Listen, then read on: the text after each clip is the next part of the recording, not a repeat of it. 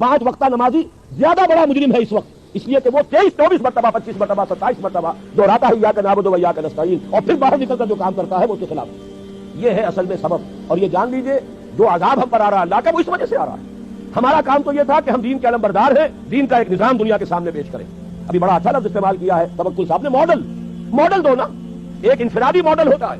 حضور صلی اللہ علیہ وسلم اپنی ذات میں ماڈل تھے، لقد کان لکم فی رسول اللہ اسوۃ حسنہ، لیکن حضور نے صرف ذاتی اور انفرادی ماڈل نہیں دیا، ایک اجتماعی ماڈل فراہم کر دیا، نظام قائم کر کے دکھا دیا۔ یہ ہے اللہ کا دین، یہ ہے اس کا سیاسی ڈھانچہ، یہ ہے اس کا معاشی ڈھانچہ، یہ ہے اس کی معاشرت، یہ ہے اس کی فیملی لاز، یہ ہے اس کے اندر تمام قوانین فوجداری اور دیوانی، یہ ہے یہاں پر قانون شہادت، یہ ہے سارا نظام۔ دیکھ لو، فوق بجا کر دیکھ لو، یہ نظام ہے۔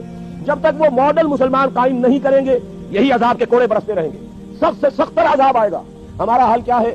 جیسے ہمارے عام لوگوں کا حال ہے، پھوڑے پھنسیاں نکل رہی ہے، یہاں پھوڑا نکلا، یہاں کوئی پھایا رکھ دیا، یہاں کوئی ٹریٹمنٹ کر لیا، وہی پھوڑا یہاں نکل آیا، اب یہاں کر رہے ہیں۔ اصل علاج کیا ہوتا ہے؟ اس کی اصل تشخیص کرو۔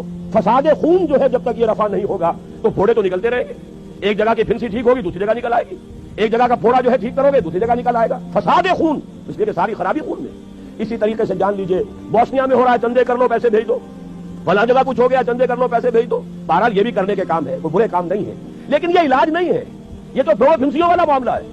چندے کتنے کچھ وہاں پہنچتے ہیں یہ بھی اللہ ہی کو پتا ہے، ورنہ یہ کہ جو کچھ اس ملک میں ہوتا ہے وہ اکثر لوگوں کے علم میں ہے، مجھے کچھ کہنے کی ضرورت نہیں۔ اس وقت کہنا یہ کہ یہ علاج نہیں ہے، علاج تو یہ کہ جو اصل جرم ہے اس کو ختم کرو، اور وہ جرم یہ ہے کہ تم نے پورے عرضی پر کہیں بھی اللہ کا دین قائم کر کے نہیں دکھایا، تم نے کہیں بھی وہ ماڈل پیش نہیں کیا کہ دنیا دیکھ سکے کہ یہ ہے۔ جیسے کہ ابھی توکل صاحب کہہ رہے تھے، نو انسانی تو تلاش میں ہے، در بدر کی ٹھوکریں کھا رہی ہے۔ کبھی وہ صرف مونارکی اور وہ جو بادشاہ کا نظام ہوتا تھا اور اس کے نیچے جاگیردارانہ نظام ہوتا تھا، پوری ویسٹ میں بھی ایسٹ میں بھی۔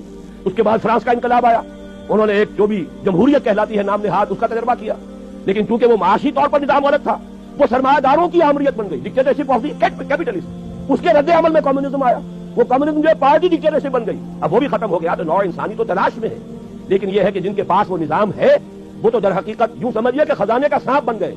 خزانے کا صندوق ہے، اس میں خزانہ ہے، اوپر سانپ بیٹھا ہوا ہے، نہ تو وہ اس سے خود فائدہ اٹھا سکتا ہے، اس کے لیے وہ سونا چاندی بیکار، لیکن کسی کو قریب بھی نہیں آنے دے گا۔ یہی حال آج امت مسلمہ کا ہے، وہ خزانہ ہمارے پاس ہے، کتاب و سنت ہے، نظام خلافت ہے، لیکن نہ ہم اس سے خود استفادہ کر رہے ہیں اور نہ ہی دنیا کو استفادہ کرنے دے رہے ہیں۔ سب سے بڑی رکاوٹ ہم بن گئے۔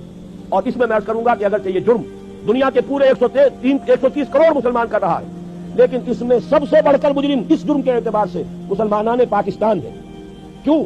دنیا کا کوئی اور مسلمان ملک اس مقصد سے قائم نہیں ہوا۔ علامہ اقبال نے خواب دیکھا تھا 1930 میں، ان کا خطبہ الہ آباد پڑھیے، پاکستان اگر قائم ہو گیا، اگر ہندوستان کے شمال مغرب میں ایک آزاد مسلمان مملکت قائم ہو گئی، ہمیں ایک موقع مل جائے گا کہ اسلام کی تعلیمات پر جو پردے پڑ گئے تھے دور ملوکیت میں، ان پردوں کو ہٹا کر اسلام کی صحیح تعلیمات کا ایک نمونہ دنیا کے سامنے پیش کریں۔